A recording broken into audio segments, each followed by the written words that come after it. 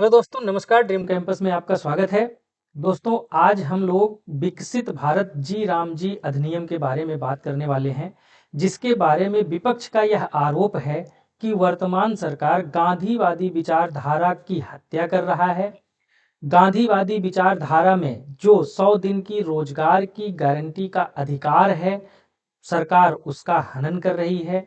साथ में यह भी आरोप लगा रही है कि जो गांधी जी के स्वावलंबी ग्राम स्वराज का उनकी विचारधारा है, यह उसका हनन कर रहा है। साथ में इस अधिनियम के बारे में विपक्ष का यह कहना है कि यह ग्रामीण जो गरीब परिवार है उसके ऊपर बुरा असर डालने वाला एक प्रयोग साबित होगा।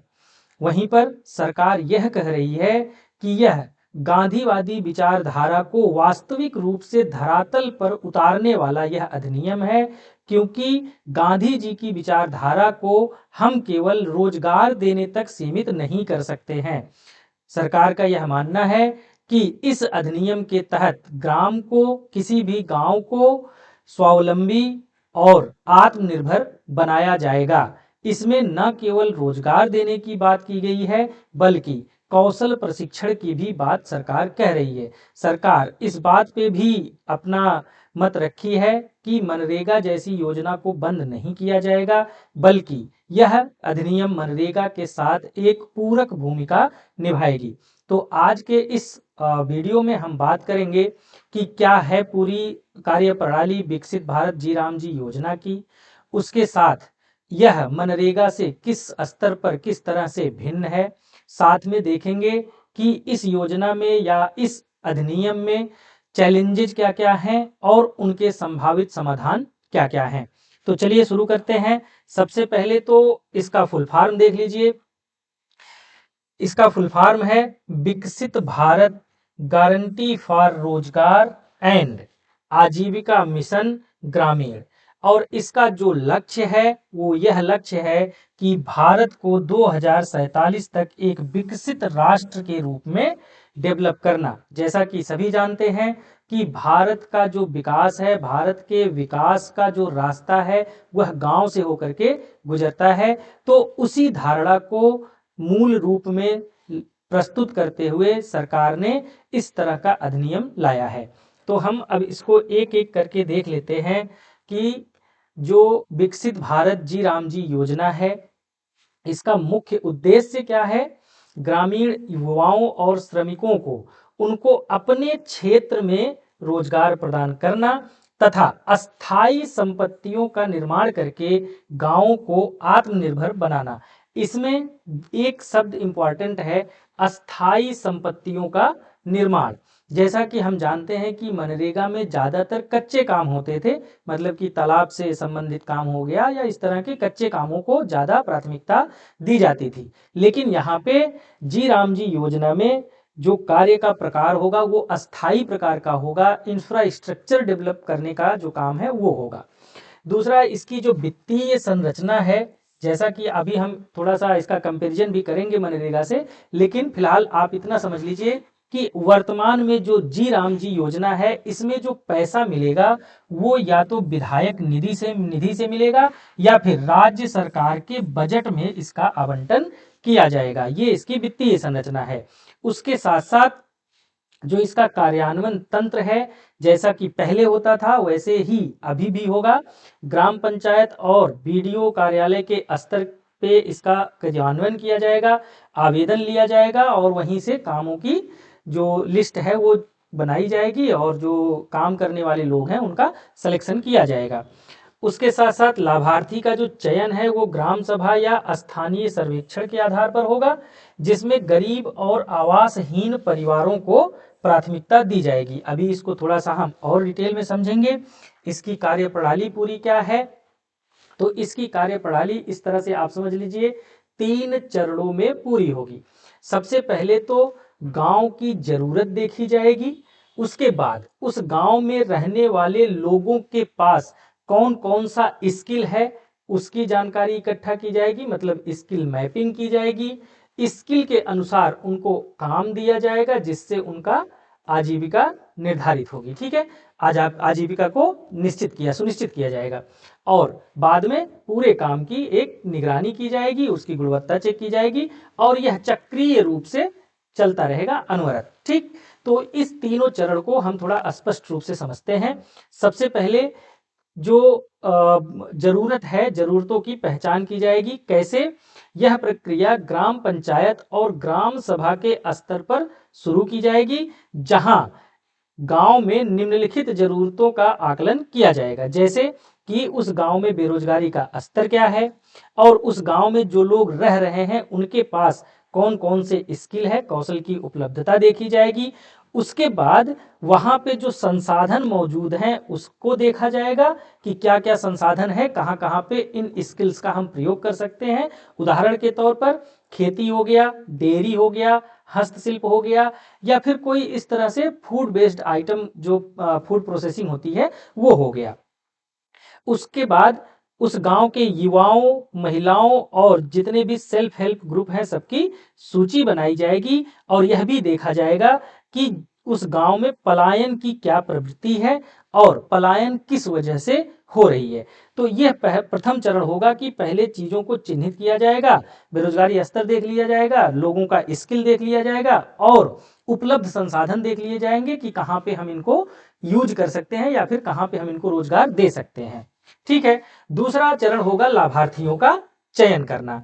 इसमें कौन कौन से लाभार्थी हो सकते हैं? तो सबसे पहले ग्रामीण गरीब परिवार के लोग हो सकते हैं, जो बेरोजगार हैं वो होंगे और महिलाएं होंगी, खास करके ऐसी महिलाएं जो एसएचजी की सदस्य हैं, सेल्फ हेल्प ग्रुप की सदस्य हैं।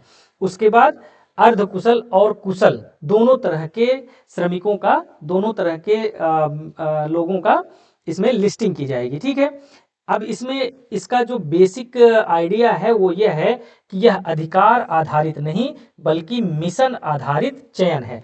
मतलब ये कि केवल रोजगार देना, महात्मा गांधी जी के विचारों को केवल रोजगार देने तक सीमित कर देना, यह जो है गांधीवादी विचारधारा की बेइज्जती होगी, ऐसा सरकार का कहना है। और उसी विचारधारा पे आगे बढ़ते हुए सरकार ने यह कहा कि गांधी जी का जो विचारधारा है उसमें गांव को स्वावलंबी बनाना ज्यादा महत्वपूर्ण है और इसी वजह से इसको मिशन आधारित बनाया गया है, ताकि उस गांव की जो जरूरत है और उस गांव के लोग ही उस काम को करने के लिए जो सक्षम है उनको उसका उन्हीं से वो काम करवाया जाएगा।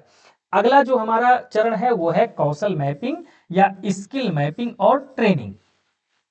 इस चरण में पहले से मौजूद कौशल का आकलन किया जाएगा और स्थानीय मांग के आधार पर प्रशिक्षण प्रदान किया जाएगा। जैसे कि कृषि क्षेत्र में अगर हम बात करें तो एग्रो प्रोसेसिंग और जैविक खेती के बारे में लोगों को ट्रेनिंग दी जाएगी, या फिर अगर निर्माण क्षेत्र की हम बात करें तो इलेक्ट्रीशियन, प्लम्बर या राजमिस्त्री के बारे में ट्रेनिंग दी जाएगी। और महिलाओं के लिए सिलाई, फूड प्रोसेसिंग, एसएचजी और उद्यम जैसे चीजों के लिए जो है प्रशिक्षण दिया जाएगा। यह प्रशिक्षण पीएमकेवीवाई, DDU-GKY, NRLM जैसी अन्य योजनाओं के साथ मिला करके किया जाएगा, मतलब कन्वर्जेंस किया जाएगा सभी योजनाओं को एक साथ। तो इस तरह से यह पूरी प्रक्रिया 3 चरणों में पूरी की जाएगी। सबसे पहले जरूरतों की पहचान की जाएगी ग्राम स्तर पर, फिर उसके बाद उस ग्राम में जो ग्रामवासी हैं उनके अंदर क्या स्किल है उसकी मैपिंग की जाएगी और स्किल और ज़रूरत के अनुसार उस गांव में काम दिया जाएगा। ठीक है, अब अगर हम बात करें कि जी राम जी योजना में आपको काम कैसे मिलेगा, तो इसका सीधा सीधा जवाब यही है कि जो आपका पुराना जॉब कार्ड है वही काम करेगा, नया बनाने की जरूरत नहीं है अगर आपके पास है तो। यदि आपको नया बनवाना है तो आप ग्राम पंचायत को एक एप्लीकेशन देंगे और आपका आधार कार्ड और बैंक खाता एक दूसरे से लिंक होना चाहिए। काम की मांग आप ऑफलाइन और ऑनलाइन दोनों कर सकते हैं। ऑफलाइन आप अपने ग्राम रोजगार सेवक को या पंचायत सचिव को लिखित में आवेदन दे सकते हैं, या फिर डिजिटली विकसित ग्राम ऐप पर भी आप अपना आवेदन दे सकते हैं। जैसे ही आप आवेदन करेंगे तो आपको एक रिसीट मिलेगी जिस पर पूरा तारीख और पूरा डिटेल लिखा होगा। इसी तारीख से निर्धारित किया जाएगा कि 15 दिन के भीतर आपको काम दे दिया जाए। जी राम जी कानून के तहत आवेदन की तारीख के 15 दिनों के भीतर काम देना सरकार की जिम्मेदारी है और जो काम दिया जाएगा वह आपके घर से 5 किलोमीटर के अंदर में दिया जाएगा। यदि काम 5 किलोमीटर से दूर आपको मिल रहा है तो आपको 10% अतिरिक्त मजदूरी दी जाएगी।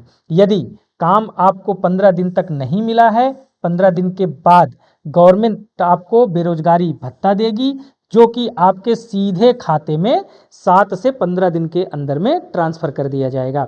और काम पाने के लिए जो मुख्य एलिजिबिलिटी क्राइटेरिया है उसमें ये है, आपका आयु लगभग 18 वर्ष पूरी होनी चाहिए, आधार कार्ड और बैंक पासबुक और फोटो आपके पास होना चाहिए। महिलाओं के लिए इसमें भी 33% का आरक्षण निर्धारित किया गया है। अगर हम बात करें कि जो मनरेगा है और जो जी राम जी योजना है, दोनों में अगर हम कंपैरिजन करें तो क्या निकल कर आता है, तो सबसे पहले दोनों की कानूनी स्थिति में अंतर है। ठीक है, मनरेगा की कानूनी स्थिति यह कहती है कि रोजगार देना या रोजगार प्राप्त करना यह अधिकार है, ना कि केवल योजना है। ठीक है, मतलब ये कि मनरेगा में काम का कानूनी अधिकार दिया गया था। यही बात जो है विपक्ष बार बार उठा रही है कि जो 100 दिन के रोजगार की गारंटी का जो अधिकार था वर्तमान सरकार उसको छीन रही है। ठीक है, दूसरी तरफ जी राम जी योजना ये योजना आधारित है और विवेकाधीन कार्यक्रम है। विवेकाधीन कार्यक्रम कैसे है? क्योंकि ग्राम स्तर पर काम को देखा जाएगा, ज़रूरत को देखा जाएगा, स्किल को देखा जाएगा, बजट को देखा जाएगा, अन्य चीज़ें देखी जाएंगी, तब जो है वो उसका क्रियान्वयन होगा। दूसरा, वित्तीय स्रोत क्या है? पहले क्या था, मनरेगा में केंद्र और राज्य दोनों की साझेदारी थी। ठीक है, 90-10 या 75-25 के अनुपात में। वहीं पे जो जी राम जी योजना है उसमें जो बजट का प्रावधान है या तो वो राज्य सरकार बजट में एलोकेट करेगी या फिर विधायक निधि से दिया जाएगा। विशेषता जैसा कि आप जानते हैं कि इसका नाम मनरेगा है, इसका विकसित भारत जी राम जी योजना है।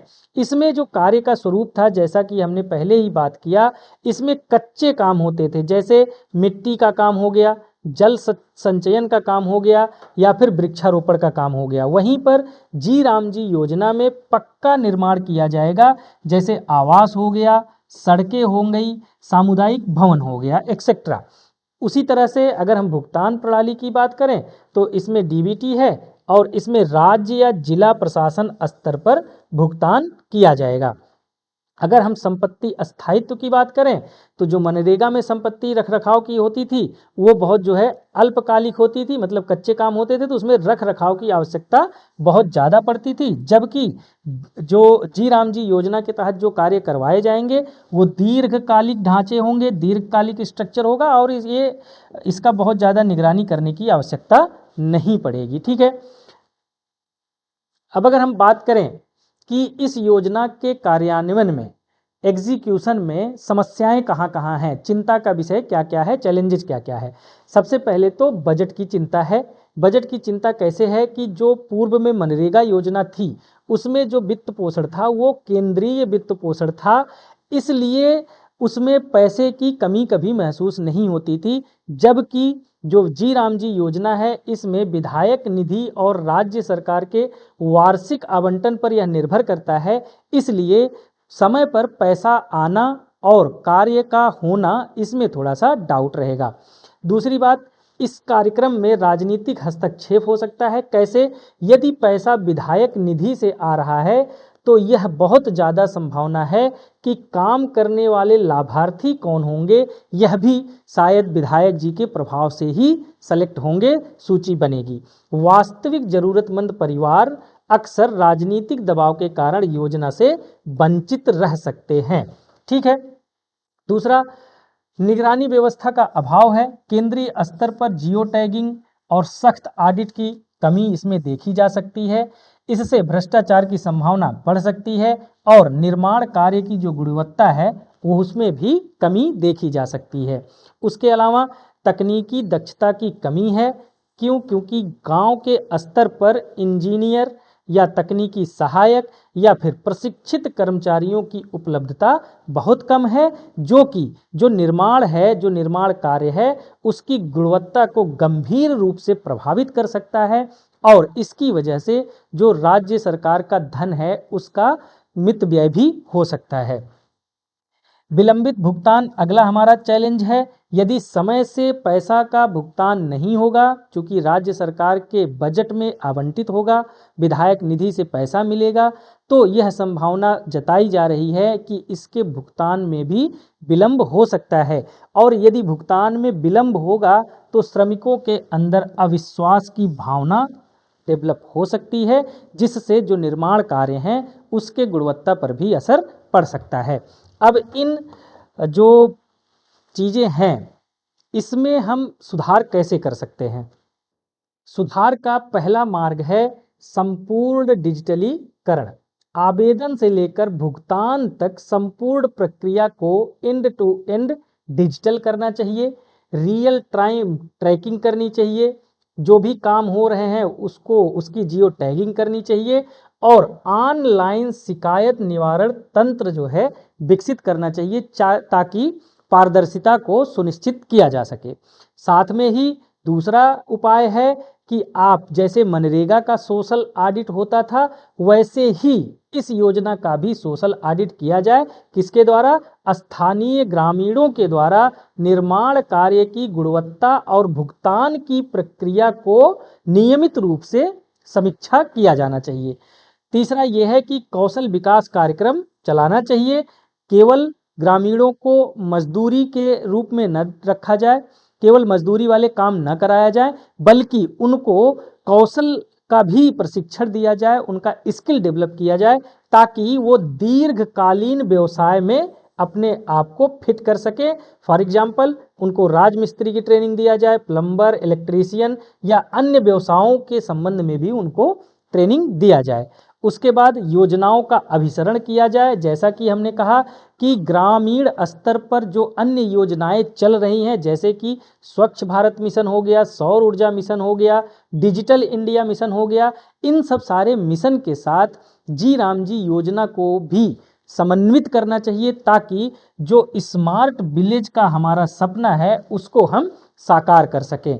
अगला उपाय ये है कि हर चीज का निश्चित समय सीमा तय किया जाए, चाहे वो आवेदन हो, चाहे वो भुगतान हो, या फिर कोई शिकायत अगर आई है तो शिकायत का निवारण का भी एक समय सीमा तय की जाए और जो भी जिम्मेदार व्यक्ति है उसकी जवाबदेही तय की जाए और उस समस्या से वो अभी तक निजात क्यों नहीं दिला पाए उसके लिए कुछ सजा का भी प्रावधान किया जाए।